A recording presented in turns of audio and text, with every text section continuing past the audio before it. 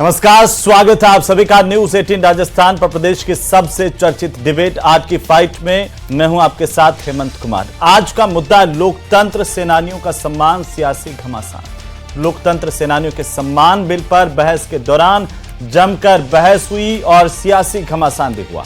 राजस्थान लोकतंत्र के सेनानियों का सम्मान विधेयक 2024 पर बोलते हुए बीजेपी विधायक कालीचरण सराफ ने कहा कि यह विधेयक पारित होना उन सभी लोकतंत्र सेनानियों का सम्मान है। बिल पर बहस के दौरान कांग्रेस के विधायक रफीक खान के इमरजेंसी में जेल जाने वालों के लिए मुलजिम शब्द तक का इस्तेमाल किया और इस पर बीजेपी विधायकों ने कड़ी आपत्ति प्रकट की। इस पर सदन में हंगामे के हालात बन गए तो वहीं नेता प्रतिपक्ष टीकाराम जूली ने कहा कि इमरजेंसी संविधान के तहत लागू की गई और आज अघोषित इमरजेंसी चल रही है। संसदीय कार्य मंत्री जोगाराम पटेल ने कहा कि 25 जून 1975 को काला अध्याय के रूप में जाना जाएगा।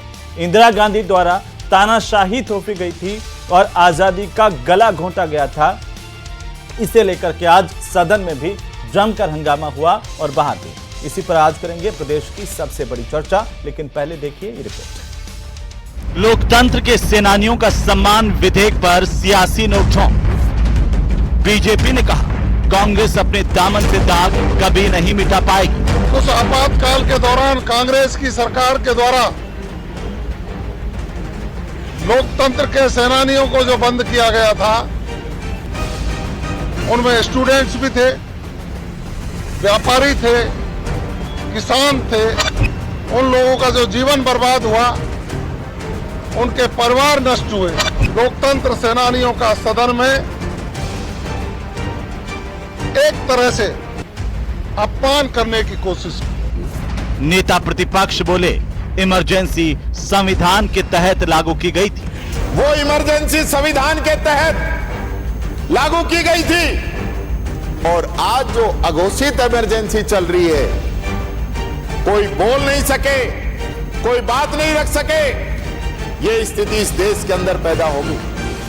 रविंद्र भाटी ने कहा आपातकाल काले बादल के समान था। जिस समय हमारे देश के सारे नेताओं को, स्वर्गीय हमारे प्रधानमंत्री अटल बिहारी जी वाजपेयी को इमरजेंसी के दौरान उन सलाखों के पीछे भेज दिया। लोकतंत्र का गला घोटने का काम उस दौर में किया गया। लोकतंत्र सेनानियों का सम्मान, सियासी घमासान। तो क्या इमरजेंसी को लेकर के जो हंगामा मचा है उस पर जिस तरह की बयानबाजी हो रही है वो जायज है, और साथ ही साथ इस पर भी चर्चा करेंगे कि क्या वाकई इमरजेंसी संविधान के तहत लगाई गई थी और कांग्रेस और बीजेपी में इसे लेकर घमासान क्यों है। हमारे साथ बड़ा पैनल है। सबसे पहले परिचय करवा दूं, मदन प्रजापति हमारे साथ हैं, भारतीय जनता पार्टी के प्रवक्ता। राजकुमार शर्मा हमारे साथ हैं, कांग्रेस पार्टी के प्रवक्ता। एसपी मित्तल हमारे साथ हैं, वरिष्ठ पत्रकार के तौर पर, और साथ ही डॉक्टर राकेश गोयल हमारे साथ हैं, राजनीतिक विश्लेषक के तौर पर। आप सभी का बहुत स्वागत है। और सबसे पहले शुरुआत राजकुमार जी आपसे कि नेता प्रतिपक्ष ने कहा है कि जो 1975 की इमरजेंसी थी वो संविधान के तहत लागू की गई थी और रफीक खान ने इमरजेंसी में जेल जाने वालों को मुलजिम कहा। ऐसा क्यों? हेमंत जी, पूरा देश जानता है, पूरी दुनिया जानती है कि जो इंदिरा गांधी के टाइम पे इमरजेंसी लगी थी वो संविधान के तहत लगी थी। और आज भी पूरा देश जानता है, पूरी दुनिया जानती है कि आज पूरे देश में माहौल क्या है। कांग्रेस पार्टी के नेता बार बार हिंदुस्तान के लोगों को आगाह करते रहते हैं, जगाते रहते हैं। और जहां तक राजस्थान की विधानसभा की आप बात कर रहे हैं, अगर कोई बिल वर्तमान सरकार लाना चाहती है तो हेमंत जी सर्वदलीय बैठक बुलाने में वर्तमान सरकार को आपत्ति क्या है? रफीक खान साहब जो बात कह रहे हैं वो यही तो कह रहे हैं। अगर जो एक्चुअल में सेनानी है, जिन्होंने हिंदुस्तान के लिए, जिन्होंने वास्तव में तो मुलजिम है, काम किया है, रफीक खान साहब सही करें, मुलजिम है, सम्मान है, उनका तो सम्मान है। जेपी मुलजिम है, जिन्होंने मुजरिमों जैसा काम किया है, जिन्होंने मुजरिमों जैसा काम किया है, नहीं, उनका स्थान तो कानून के तहत जेल में ही है। नहीं, जेपी मुलजिम है। भारतीय जनता पार्टी, मैंने क्या कहा आपको, जो हिंदुस्तान के लिए जिन्होंने सेनानियों की तरह काम किया है, उनका तो हमेशा सम्मान है। कांग्रेस पार्टी तो हमेशा सम्मान करती आई है, क्योंकि कांग्रेस पार्टी जानती है कि स्वतंत्रता सेनानी होते क्या है। कांग्रेस पार्टी वो पार्टी है जिनके सदस्यों ने, नहीं, मेरे सवाल ये नहीं है, मैं कह रहा हूं जो इमरजेंसी में जिन नेताओं को जेल में डाला गया वो सब मुलजिम है आपकी नजर में? मैंने क्या कहा, रफीक खान साहब का जो कहना है वो किस संदर्भ में है उन्होंने इस बात को स्पष्ट कर दिया है। लेकिन मैं कह रहा हूं कि जो वास्तव में सेनानी है उनका तो कांग्रेस पार्टी हमेशा सम्मान करती है। तो आप इमरजेंसी का सपोर्ट करते हैं राजकुमार जी? भारतीय जनता पार्टी आपके तमाम बड़े नेताओं ने और इसे मैं कोट कर रहा हूं पी चिदम्बरम, आपके नेता, उन्होंने एक बयान दिया था, कांग्रेस पार्टी के वरिष्ठ नेता हैं, 15 जुलाई 2024, उन्होंने कहा कि इमरजेंसी एक गलती थी जिसे इंदिरा गांधी ने भी स्वीकार किया। मैंने क्या कहा रविंद्र जी, जो इमरजेंसी थी वो संविधान के तहत थी। संविधान के तहत ही सब कुछ हुआ, लोगों को पकड़ करके जेलों में डाल दिया गया। संविधान के तहत जबरन नसबंदी कर दी गई लोगों की। संविधान के तहत ही लाखों लोगों की नसबंदी जबरन हुई। लाखों लोग जो है परेशान हुए, मारे गए, कई लोग सालों तक जेल में रहे। ये सब कुछ संविधान के तहत था आपके हिसाब से? लोकतंत्र का कोई हनन नहीं होता है? मैं कह रहा हूं जो टीकाराम जूली जी हमारे राजस्थान विधानसभा में प्रतिपक्ष के नेता हैं जी, ठीक, वो जो बात कह रहे हैं कि वो इमरजेंसी संविधान के तहत थी, और आज जो इस देश में इमरजेंसी चल रही है पूरा देश भी जानता है, पूरी दुनिया भी जानती है, और भारतीय जनता पार्टी के नेता भी जानते हैं। जी, मदन प्रजापति जी, बात अलग है। मदन प्रजापति जी, कांग्रेस कह रही है कि जो तीसरी बार देश में इमरजेंसी लगी 25 जून 1975 को, वो संविधान के तहत ही थी। और वो ये भी कह रहे हैं रफीक खान ने इमरजेंसी में जेल जाने वालों को मुलजिम कहा है, तो वो कह रहे हैं कि उनका संदर्भ क्या था वो भी देखना चाहिए। देखिए, आज राजस्थान के पवित्र लोकतंत्र के मंदिर के अंदर कांग्रेस का चेहरा बेनकाब हो गया। हेमंत जी, मैं समझता हूं इससे बड़ा बेनकाब चेहरा कभी नहीं हो सकता। जो संविधान की किताब को जेब में लेके घूमते थे, जो लोकतंत्र के सेनानियों के पक्ष में खड़े नहीं हो सकते। और सही बात है, क्यों खड़े होंगे? क्योंकि ये देश जानता है 12 जून 1975 को इंदिरा गांधी को अयोग्य घोषित किया गया इलाहाबाद हाई कोर्ट के द्वारा, और 25 जून 1975 को लोकतंत्र का गला घोट के संविधान की आत्मा को मरोड़ने वाले और तोड़ने वाले लोग आज बैठ के लोकतंत्र की बात करते हैं। ये ना कल लोकतंत्र के थे ना आज लोकतंत्र के हैं। ये कहते हैं हजारों लोगों को जेल में डाला गया और जिनका कोई जुर्म नहीं था मीसा के तहत, जिनको ये तक आप ये देखिए, जिनको न्यायपालिका के अंदर अपील करने की भी अनुमति नहीं थी। इससे बड़ा लोकतंत्र का गला कभी नहीं घोटा गया। पत्रकारों के ऊपर, प्रेस के ऊपर सेंसरशिप लगाई गई, एफएम के ऊपर कौन सा गाना चलेगा, और लोगों को पकड़ पकड़ के नसबंदियां कर दी गई। लाखों लोग उसमें बीमार हुए और लाखों लोग मर गए। इससे बुरा हाल इस देश का कभी नहीं हो सकता था। और अभी मेरे मित्र कह रहे थे, मैं तो अखबारों की लाइट काट दी गई ताकि अखबार नहीं छपे। अगले 2 मार्च 2021 कोर्ट के दरवाजे बंद कर दिए। 2 मार्च 1971 जी, 2 मार्च 2021 का राहुल गांधी का विदेश में जो जवाब था, मुझे उन्होंने स्पष्ट कहा है कि मुझे लगता है कि इमरजेंसी लगाना इस देश में सबसे बड़ी गलती थी। ये तो राहुल गांधी ने भी कहा है। लेकिन ये इनका कथनी और करनी, तो राहुल गांधी से बड़े हैं कांग्रेस पार्टी में रफीक खान। मुझे मालूम है, ये देश ने देखा है जी। रफीक खान बड़े नेता हैं राहुल गांधी से, वो मुलजिम कह सकते हैं जो नहीं। ये तो ये नहीं को पता है ना, इनके यहाँ तो कोई नेता बचा कहाँ है? इनके यहाँ नेता है कहाँ? यहाँ तो सब ऐसी बातें करना, देश विरोधी बात करने वाले को नेता माना जाता है। यहाँ पे देश विरोधी बात करे, संविधान के विरोध में बात करे और लोकतंत्र के विरोध में बात करे, लोगों को गाली दे, संवैधानिक संस्थाओं को गाली दे, ऐसे लोगों को नेता मानती है कांग्रेस और जेब में संविधान की किताब लेके घूमती है। अरे भाई, संविधान की किताब लेने से काम नहीं चलेगा। आप ये देखिए कि लोकतंत्र का गला घोटने वाले तो आप हैं। इस देश में आजादी के बाद में कभी लोकतंत्र का सम्मान नहीं किया, संवैधानिक संस्थाओं का सम्मान नहीं किया। एक परिवार ने इस देश को जागीर समझने का काम किया है। मैं समझता हूं उसका जवाब अब देश की जनता समझ गई है और दिन उठ के दे रही है। और इससे काला अध्याय नहीं मानता हूं मैं इस लोकतंत्र के मंदिर का, कि जिसमें लोकतंत्र के सेनानियों को, मुझे राजकुमार जी बता दें कि उनका जुर्म क्या था। आज मैं तो विनम्रता से, राजकुमार जी आज कांग्रेस का पक्ष रख रहे हैं कि उन जो मीसा के अंदर बंदी थे उनका जुर्म बता दीजिए। और अगर वो जुर्म था तो आज लालू यादव को बगल में क्यों बिठा रखा है? आपको ध्यान है लालू यादव ने अपनी बेटी का नाम मीसा क्यों रखा है हेमंत जी? मुझे पता मीसा इसलिए रखा था कि लालू यादव की बेटी जब जेल में थे, जब हुई थी, और लालू यादव का इंटरव्यू सुनिएगा, उन्होंने स्पष्ट कहा था कि मैंने मेरी बेटी का नाम मीसा इसलिए रखा है कि मुझे जीवन ये याद रहे कि मैं मीसा के तहत किस तरीके से दर्द को सहन करके आया हूं। आज मानिए ना, लालू यादव मुजरिम थे ना, मानिए जेपी तो चलो मान लीजिए इनके लिहाज से तो जॉर्ज फर्नांडिस भी, के अंदर जो सजा इनके लिहाज से तो जेपी भी मुजरिम हुए, इनके मित्र है ना, वो अगर रफीक खान साहब को देखें तो जेपी मुजरिम थे ना, तो मानिए मुजरिम, आप मुजरिम नहीं, आप इस देश के लोकतंत्र को तार तार करने का काम आपने हमेशा किया है और आज भी कर रहे हैं। आज भी जेल में संविधान लेके घूमते हैं, लेकिन इस संविधान को नहीं मानने वाला अगर कोई है तो कांग्रेस पार्टी है। इस संविधान की अगर इन बातों का अपमान करती है दिन उठ के तो कांग्रेस पार्टी करती है, संवैधानिक संस्थाओं का अपमान करती है, न्यायपालिका का अपमान करती है और यहां बैठे हुए पत्रकारों का अपमान करती है। मैं तो सिर्फ इनसे पूछ लेता हूं, अघोषित इमरजेंसी क्या होती है भाई?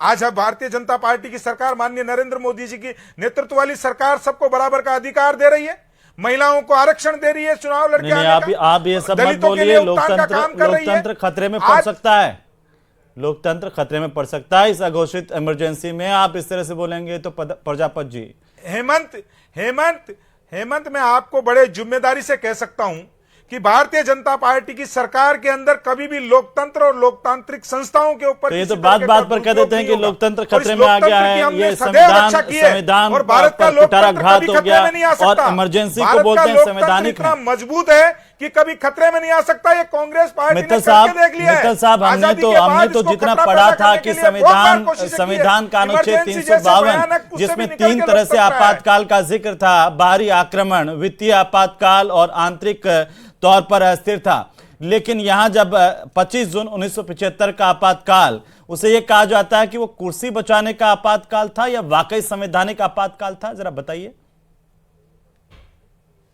हेमंत, आपके सवाल का जवाब देता हूं, लेकिन इससे पहले ही जो आज रफीक खान साहब ने जो टिप्पणी की, जिस तरीके से जो पेंशन देने की बात की लोकतंत्र के स्वतंत्रता सेनानियों को, ये कोई पहली बार विधानसभा में मामला नहीं है, पहली बार भारतीय जनता पार्टी की सरकार में ये पेंशन देने की बात नहीं आई है। इससे पहले 2003 में जब वसुंधरा राजे की सरकार बनी थी तब भी क्या नाम से ये पेंशन दी गई। उसके बाद जब 2008 के अंदर अशोक गहलोत की सरकार बनी, उसने बंद कर दी। 13 में फिर वसुंधरा राजे की सरकार बनी, तब भी क्या नाम से पेंशन दी गई। 18 में फिर अशोक गहलोत ने बंद कर दी और अब 2025 के अंदर जब भजनलाल शर्मा के नेतृत्व में भाजपा की सरकार है तो फिर ये विधानसभा में विधेयक लाकर, लेकिन कभी भी जब कांग्रेस ने क्या नाम से जब पेंशन बंद की तब कभी भी इस तरह का व्यवहार नहीं किया जो आज रफीक खान साहब ने किया। आपने अपने जीवन काल में मित्तल साहब ये सुना कि जो 75 की इमरजेंसी थी उसमें जो जेलों में जबरन ठूंस दिए गए लोग वो मुलजिम थे? नहीं, देखिए हेमंत, ये बिल्कुल भी नहीं, ऐसा नहीं है। मैं इस बात को बहुत स्पष्ट करना चाहता हूं कि उस समय मेरी उम्र जो है वो करीब क्या नाम से 15 वर्ष के आसपास, 12-13 वर्ष के आसपास रही है। मुझे अच्छी तरह ध्यान है कि इमरजेंसी के तक कोई आंदोलन नहीं हुआ था। उस टाइम कोई सड़कों पे नहीं उतरा, कोई आंदोलन नहीं हुआ, कोई जन आंदोलन नहीं था और ना ही किसी ने विरोध किया। जो भी कार्यकर्ता थे, चाहे किसी भी पार्टी के हो, चाहे वो भारतीय जनता पार्टी से पहले के हो, चाहे सोशलिस्ट पार्टी के हो या और दूसरी पार्टी के हो, जो भी राजनीतिक कार्यकर्ता थे उन सबको जेलों में डाल दिया गया इस आशंका से कि भाई ये सरकार के खिलाफ विद्रोह करेंगे। मतलब कोई आंदोलन नहीं हुआ, आपने मर्जी से डाल दिया, आपने राजनीतिक व्यवस्था से डाल दिया। और हेमंत, आपको बताना चाहता हूं, उस टाइम ना तो इलेक्ट्रॉनिक मीडिया था ना ये सोशल मीडिया था, पूरी तरह अखबार थे और अखबारों पे सेंसरशिप लगा दी गई। और सेंसरशिप भी कैसे लगाई कि जिला मजिस्ट्रेट को अधिकार दे दिए गए कि जो अखबार में खबर छपेगी उसकी आप जांच पड़ताल करेंगे। जिला मजिस्ट्रेट ने क्या करा कि जो पीआरओ होते उसको अपने अधिकार ट्रांसफर कर दिए। अब जो अखबार छपता था वो उनकी सारी की सारी खबरें, उसका जो प्रूफ है, पहले पीआरओ को दिखाया जाता था और पीआरओ उसमें टिक करता था कि ये अखबार में खबर जा सकती है, और जिसको पीआरओ यदि कार्ड दे, उसको लगे कि ये सरकार के खिलाफ है, तो वो क्या नाम से अखबार से डिलीट उस खबर को कर दिया जाता था। ऐसी स्थिति के अंदर जिन लोगों ने अखबार निकाला उनका जी जानता है कैसे अखबार निकाला, और कई अखबार बंद कर दिए गए, कोई सुनवाई नहीं हुई। राजस्थान में भी बड़ी संख्या में अखबार बंद थे। ऐसी स्थिति के अंदर अब यदि क्या नाम से इमरजेंसी को जायज कराया जाए और ये कहा जाए कि उस समय जो लोग जेल में गए वो मुलजिम है, मुझे लगता है कि शायद उचित नहीं है। ये कांग्रेस को नुकसान पहुंचाने वाला बयान है।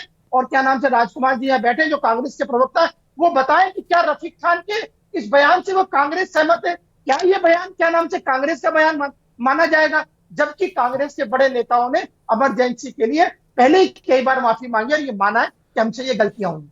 राजकुमार जी, आप तो इसको पार्टी का आधिकारिक बयान बता रहे हैं, रफीक खान के बयान को, कि वो मुलजिम थे। बताइए। मैंने कह रहा हूं हेमंत जी, रफीक खान साहब के बयान को राजस्थान विधानसभा में जो नौसिखिए विधायक है वो किस तरीके से ले रहे हैं, वो ज्यादा महत्वपूर्ण है।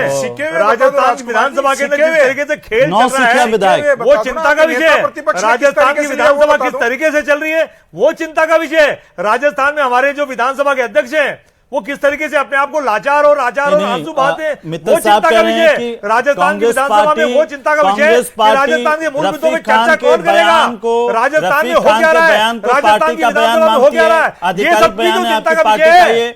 आपकी पार्टी इमरजेंसी के दौरान जेल में ठूंस दिए गए लोगों को मुलजिम मानती है, हाँ या ना? जो जोगाराम पटेल साहब उनसे फ्लोर बेंच छोड़िए ना जोगाराम पटेल को, रफीक खान साहब संभाल रहे हैं, तो भारतीय जनता पार्टी को तकलीफ हो रही है। नहीं, मेरा सवाल ये नहीं है सर, मेरा सवाल सीधा है, क्या कांग्रेस पार्टी रफीक खान के बयान का समर्थन करती है? हेमंत 10 सेकंड। रविंद्र जी, हो क्या रहा है, मैं ये कह रहा हूं आपको कि राजस्थान आप तो नाम भी भूल गए हैं। हो क्या रहा है राजस्थान की विधानसभा में, ये लगातार हो रहा है। ये इस बात को दर्शा रहा है कि मूल जो मुद्दे हैं उन पे भारतीय जनता पार्टी की सरकार या भारतीय जनता पार्टी चर्चा नहीं चाहती है।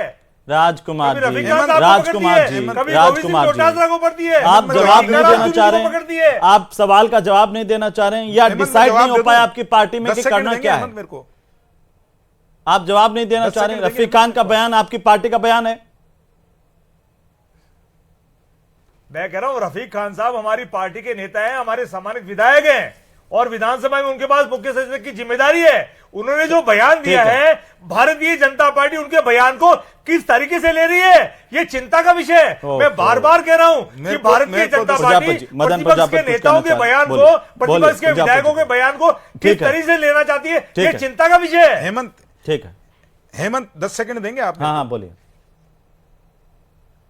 देखिए हेमंत, राजकुमार जी जवाब नहीं देंगे क्योंकि राहुल गांधी ने पूरे कांग्रेसियों को जलेबी बनाना और जलेबी के जैसे गोल गोल घूमना सिखा दिया है। ये जवाब नहीं देंगे, आज ये जवाब नहीं देंगे। ये कह रहे हैं कि किस तरीके से लिया गया, आपके नेता प्रतिपक्ष ने किस तरीके से लिया। मैं तो पूछ लेता हूं, जुर्म बता दीजिए ना भाई, आप जुर्म बता दीजिए। मीसा के अंदर जो बंदी थे, ये लोकतंत्र सेनानी थे, इनका जुर्म क्या था? जी, बहुत सारे पत्रकार मैं बोला नहीं, बहुत सारे लेखक भी आपके बीच में बोला, राजकुमार जी बोला नहीं।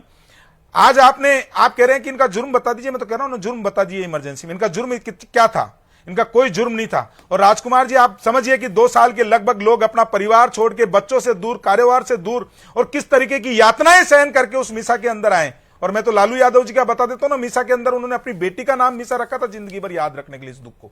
लेकिन आप नहीं समझेंगे। अभी मेरे मित्र कह रहे थे कि विधानसभा अध्यक्ष लाचार है। विधानसभा अध्यक्ष लाचार नहीं है। इस राजस्थान की विधानसभा में अगर कोई लाचार था तो नेता प्रतिपक्ष था, वो दलित नेता प्रतिपक्ष था जिसको गोविंद सिंह डोटासरा जी बोलने नहीं देते थे, वो लाचार था। आज अगर फ्लोर मैनेजमेंट किसी का खराब है तो आपका खराब है। वो गमछा मैन कहां है जो हर बात पे उछल उछल के आते थे? कहां गायब हो गए गमछा मैन? आज नेता प्रतिपक्ष ने माफी मांग ली, इसलिए गायब हो गए गमछा मैन। बिल्कुल मर्यादा है बादशाह की, सिखाइए गोविंद सिंह डोटासरा को मर्यादा, सिखाइए रफीक खान को मर्यादा। क्या बोला उन्होंने बाल मुकुंदाचार्य जी? भारतीय जनता पार्टी को सिखाइए आप अपने चैनल पर कि भाषा की मर्यादा अच्छी रखे, सब नेताओं का सम्मान करे, लोकतंत्र के सम्मान। ऐसे एक दूसरे को आपके नेता सम्मान नहीं करेंगे, आपके नेता को लोकतंत्र की आवाज बुलंद करने वाले नेताओं को मुलजिम बता देंगे। छूटता था। आप अपनी गिरेबान में क्यों नहीं देख रहे राजकुमार जी? राजस्थान का विकास करेंगे, नेताओं का तो आपसे अपेक्षा करें फिर। आपका जो गोविंद सिंह डोटासरा हमारे प्रदेश कांग्रेस कमेटी के अध्यक्ष हैं और टीकाराम जूली हमारे प्रतिपक्ष के नेता हैं, और दोनों नेता ने भारतीय जनता पार्टी को परेशान कर रखा है। राजस्थान की जनता जानती है कि नेता प्रतिपक्ष दलित का किस विधानसभा चल नहीं रही है। रविंद्र जी, आपने किस तरीके से, ठीक है राकेश गोयल जी, टिप्पणी आपकी मैं चाहता हूं, क्योंकि देखिए ये कांग्रेस पार्टी की तरफ से तो स्वीकार कर लिया गया है कि भाई उनके नेता प्रतिपक्ष ने बोला वो ठीक बात है, इमरजेंसी संविधान के तहत लागू हुई। रफीक खान ने बोला मुलजिम वाली बात, वो भी कांग्रेस पार्टी मानती है कि मुलजिम ही थे जो जेलों में ठूंस दिए गए, जिन्होंने सरकार के खिलाफ आवाज बुलंद की, लोकतंत्र की, वो लोग मुलजिम थे। और ये जो इमरजेंसी लगाई गई थी 1975 की, 25 जून 1975 की, वो संविधान प्रदत्त थी, ना कि अपनी सत्ता बचाने के लिए एक व्यक्ति द्वारा लगाई गई, अपनी कुर्सी बचाने के लिए लगाई गई। बिल्कुल स्पष्ट है, देश का बच्चा बच्चा इस बात को जानता है, संविधान के तहत नहीं, संविधान की हत्या करने के लिए, लोगों के लोकतांत्रिक अधिकारों का हनन करने के लिए, छीनने के लिए इस तरीके की इमरजेंसी का उपयोग किया, सिर्फ अपनी राजनीतिक महत्वाकांक्षा की पूर्ति, अपनी कुर्सी बचाने के लिए। और जिसका परिणाम देश की जनता ने उसके बाद वाले इलेक्शन में दिया कि संजय गांधी जी भी सीट हारे और इंदिरा गांधी जी भी अपनी सीट हारी। और दूसरी चीज, जैसे रफीकान जी ने जो वक्तव्य दिया है, एक अपराधी मानसिकता का व्यक्ति ही इस तरीके का वक्तव्य दे सकता है कि जो लोकतंत्र के जो सेनानी थे, लोकतंत्र बचाने के लिए जिन्होंने अपना घर परिवार का बलिदान दिया, अपने 2-2 2.5 साल उन्होंने जेलों के अंदर बिता दिए, यातनाएं सही, उनको आज वो मुलजिम बता रहे हैं। तो ये वक्तव्य एक आपराधिक मानसिकता का व्यक्ति ही दे सकता है, और देश की जनता इसका कभी समर्थन नहीं करेगी, राजस्थान की जनता इसका कभी समर्थन नहीं करेगी। राजस्थान हमेशा देशभक्तों का सम्मान करता है, देश के बड़े बड़े वीर राजस्थान की धरती से निकले हैं, और इस तरीके का वक्तव्य जो ऐसे घृणित वक्तव्य उन्होंने दिया है, तो मैं इसकी बड़ी आलोचना करता हूं और देश की पूरी जनता इसकी आलोचना करेगी। मित्तल साहब, 2 जनवरी 2011 को सुप्रीम कोर्ट ने भी यह स्वीकार किया कि इमरजेंसी के दौरान नागरिकों के मौलिक अधिकारों का हनन हुआ था, और कोर्ट ने अपनी गलती भी मानी कि उस वक्त जो है वो कई साल तक, मतलब 1 साल से ज्यादा वक्त तक कई लोगों को जेल में रहना पड़ा, और उनके साथ किस तरीके से यातनाएं हुई। लेकिन कांग्रेस पार्टी के राजस्थान के नेता ये नहीं मान रहे हैं। देखिए हेमंत, इसमें तो कोई दो राय नहीं है कि इमरजेंसी के अंदर जिस तरीके से तानाशाही रवैया अपनाया गया और जिस तरीके से लोगों की नसबंदियां की गई, जिस तरीके से क्या नाम से नियम कायदे तोड़ करके लोगों पर अत्याचार किए गए, सबने देखा, पूरी देश की जनता ने भुगता भी है, और उसका कांग्रेस पार्टी को परिणाम भी भुगतना पड़ा, और उसके बाद कांग्रेस पार्टी की हार भी हुई है। लेकिन मुझे आज लगता है कि जिस तरीके से रफीक खान साहब ने जो बात की है, मुझे लगता है यह उचित नहीं है। देखिए, मैंने अभी भी बताया कि 2 बार पहले भी क्या नाम से ये पेंशन का प्रावधान किया गया, तब तो इस तरह की भाषा का इस्तेमाल नहीं किया गया, और राजकुमार साहब भी इस बात को बता सके कि ये क्या कांग्रेस का अधिकृत बयान है क्या? जो रफीक खान साहब ने कहा कि ये मुलजिम है, क्या ये कांग्रेस का अधिकृत बयान है क्या? मुझे लगता है कि शायद क्या नाम से शब्दों का चयन कहीं गलत हो गया, और राजकुमार जी जो अच्छे प्रवक्ता है कांग्रेस के, मुझे लगता है कि उनको इतना डिफेंड नहीं करना चाहिए, और इस बात को, इस गलती को स्वीकार करना चाहिए कि जिस तरीके से मुलजिम शब्द का इस्तेमाल किया गया वो नहीं होना चाहिए। और पूरी देश की जनता ने, देखिए, ये बार बार ये कहा जाता है कि अभी भी जिस तरीके से कहा गया कि आज इमरजेंसी लगी हुई है, आज क्या नाम से संविधान के तोड़कर इमरजेंसी लगी हुई है, आज क्या, आज को देखिए आप, यूट्यूब का जमाना है, क्या क्या आ रहा है। बांग्लादेश के वीडियो के कारण नागपुर में दंगे हो रहे हैं, आप देखिए कितनी स्वतंत्रता है आपको, कितनी बोलने की आपको आजादी है, आपको बोलने की आजादी है, इसीलिए आप क्या नाम से आपातकाल में जो लोग जेल गए उनको आज आप मुलजिम कह रहे हैं। इससे ज्यादा बोलने की अभिव्यक्ति आपको क्या चाहिए? आज कोई नहीं, आज सारे टीवी चैनलों पर कांग्रेस के प्रवक्ता आके अपनी बात को रख रहे हैं, इससे ज्यादा और अभिव्यक्ति की आजादी आपको क्या चाहिए? राजकुमार जी, राजकुमार जी कुछ बोलेंगे आप? राजकुमार जी, राजकुमार जी, जवाब है कोई? कुछ बोलेंगे? हाँ हेमंत जी, कुछ बोलेंगे आप जो मित्तल साहब ने कहा है? नहीं तो राजस्थानी में एक कहावत है कि आंखें को पानी मर गयो। अपना है मैंने कहा ना, मित्तल साहब वरिष्ठ पत्रकार हैं, उनका हम सम्मान करते हैं, सब लोग सम्मान करते हैं, और सम्मान करना भी चाहिए, और भारतीय जनता पार्टी के नेताओं को और विधायकों को भी सम्मान करना सीखना चाहिए। और मैंने कहा कि विधानसभा में जो हमारे रफीक खान साहब है, उन्होंने जो बयान दिया वो किस संदर्भ में दिया है, भारतीय जनता पार्टी उनके संदर्भ को मोड़ तोड़ क्यों रही है? ये विधानसभा को सुख शांति से चलने दीजिए ना। विधानसभा जिस काम के लिए बनी है, आपको कोई कानून लाना है, सब सर्वदलीय बैठक बुलाइए, सभी नेताओं को बुलाइए, सबकी राय लीजिए, सबकी राय लेकर के कर लीजिए, करिए तो सही। केवल बोलना ही बोलना जानते हैं। हेमंत जी, भारतीय जनता पार्टी के नेता ऊपर से लेकर नीचे तक लगातार बोलते ही बोलते हैं, कभी चुप रहना जानते ही नहीं है। और मैं कह रहा हूं, चुप रह करके जो काम करना है सबको बुलाइए, बिठाइए, बात करिए, और जो सबकी राय है उसको इंप्लीमेंट करिए। विधानसभा तो सबकी है, या भारतीय जनता पार्टी की अकेले की है? और देवनानी साहब तो हमारे विधानसभा के अंदर गार्जियन है, वो तो हमारे मालिक हैं, वो दोनों साथियों को बुलाए, बैठाए और बात करें। लेकिन आपको अफसोस नहीं है, लेकिन आपको अफसोस नहीं है कि रफीक खान ने इस तरह से लोकतंत्र के अफसोस बहुत है उनको विधानसभा में हो क्या रहा है? आपको अफसोस नहीं है? मैं कह रहा हूं हेमंत जी, अफसोस कांग्रेस पार्टी को पूरे राजस्थान को है।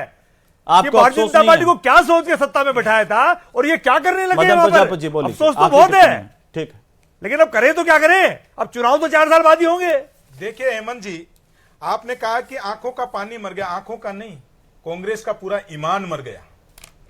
कांग्रेस का पूरा ईमान मर गया, और ईमान इसलिए मर गया कि कांग्रेस सोते जागते उठते बैठते बरसों से, जब से इंदिरा गांधी ले लो, चाहे राजीव गांधी ले लो, चाहे राहुल गांधी ले लो, सोनिया गांधी ले लो, सत्ता की प्राप्ति चाहिए इनको, किसी भी हद तक जाके चाहिए। इंदिरा गांधी जी ने तो देश के लिए अपने सीने पे गोलियां खाई थी। इंदिरा गांधी जी को अयोग्य, अगर इलाहाबाद हाईकोर्ट देश के लिए शहीद हुई है वो तो। सुप्रीम कोर्ट ने बरकरार भी रखा था। फिलहाल बहुत शुक्रिया चर्चा में शामिल होने के लिए आप सभी भारतीय मेहमानों का। लेकिन इस तरह से जो लोकतंत्र के सेनानी थे उस पर उनके ऊपर इस तरह की टिप्पणी कहीं से भी जायज नहीं ठहराई जा सकती है। कांग्रेस के नेताओं को अपने बयानों पर, अपनी भाषा पर फिर से सोचने की जरूरत है।